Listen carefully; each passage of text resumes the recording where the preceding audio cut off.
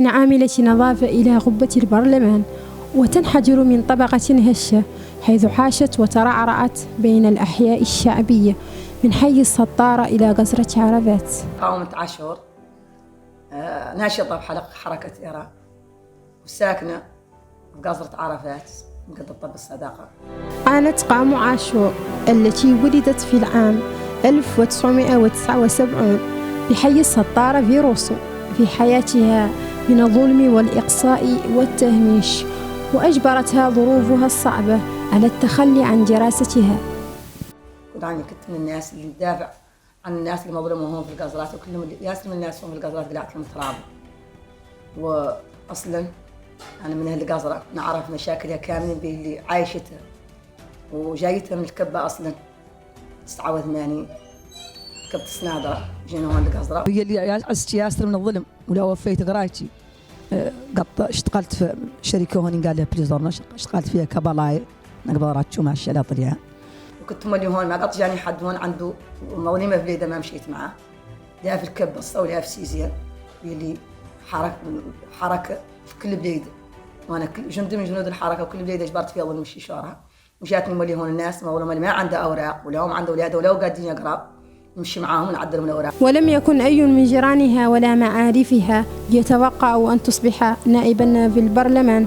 تم ترشيحها على رأس لائحة نواكشوط الجنوبية عن حزب الصواب، حيث مثل اختيارها لهذا المنصب مفاجأة كبيرة. فكيف بمن لا يملك ظهيرا قبليا ولا اقتصاديا ولا جهويا أن يحلم بالمستحيل؟ لكن المستحيل جعله حزب الرق وإيراح حقيقة. جايب البرلمان جاي ندافع عن الناس المظلومة، جاي نوصل صوت الناس اللي ما زالت ترد الإشاريت، ترد الحمير، ترد اللبادين، والناس اللي ما زالت لياتها انت لو واحدة متبرت ندار فوق شاريت والله تندار فوق جرالة وما زلت نتكلم وجاي نتكلم جاي صوت الناس اللي إلى الواحد من محنش يندار عليه جرارة ذي اللي ما هي الاشاريت يقدر يجروهم الناس يعدوا له جراره من العودان يجروه بها. دوك جاي نوصل انا صوتهم وياك يجيهم طب وياك يجيهم الماء وياك يجيهم الضوء وياك يجيهم المدارس. دوك الناس اللي هون زرقوك والناس اللي انا هون منهم اللي هون انا فيهم ومنهم راعيهم هون تيا ما يقرا وتركتهم الشارجين بهم الفقر. جاي نوصل انا صوتهم جاي ندور ذو قصرات يجيهم الماء اللي دائما نواكشوط ما يعطوا يعطش هم دائما عطاش فيه. لو قاعد هوك بعيد قاعد من الماء اللي هو نواكشوط بعد اللي دائما عطاش ودائما ما عندهم رضا ودائما ما هم جابرين لا الاطباء من يجوهم ما يوداهم منكم الجيانه نتكلم عنه. اليوم ترافع قام عاشور من تحت قبة البرلمان عن رسالتها التي تتمثل في إيجاد دولة وطنية يكون الفيصل فيها العدل والمساواة كي لا تستمر المأساة، وأن لا يخضع الآلاف من بني قوميتها للاضطهاد، لأنه لا يؤلم الجرح إلا من به ألمه. ودخلنا البرلمان إن شاء الله ولا يعود مدافعا إن شاء الله عن الضعفاء.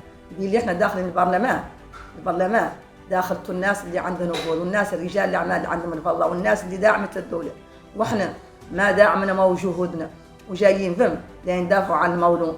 دي اللي جارنا فاسنا من الناس كامله المظلومه ما هم قاعد مقفله باللي نحن ساكنين مع المواطنين، باللي نحن من الناس اللي مهمشه، باللي نحن ساكنين في الناس اللي مظلومه اللي مضطهده، الناس المعقبه بها لي معنا عنا جايين فم ان شاء الله لا ندافعوا ان شاء الله ولا عن المظلوم ولا ندافعوا ان شاء الله عن حقوق المظلومين ولا ندافعوا عن حقوقنا احنا اللي احنا مظلومين ولا ندافعوا عن ذا اللي كامل يعاني منه الشعب الموريتاني. به اللي نحن ما نحسوا ان الشعب الموريتاني نحسوا بذا اللي يعاني منه، نحن ما نحسوا به اللي جايين منه، به اللي جاي من الكبه. انا جاي من القصره وساب القصره الكبه وساب الكبه السطاره، معناه عني جايه فهم ندافع عن الناس المظلومه وندافع عن الناس المهمشه وندافع عن الناس المقصيه وندافع ملي عن الناس المعبده. معناه عني ان شاء الله وداخل البرلمان ان شاء الله ولا عن الدفاع عن المظلومين ان شاء الله والدفاع عن الشعب الموريتاني.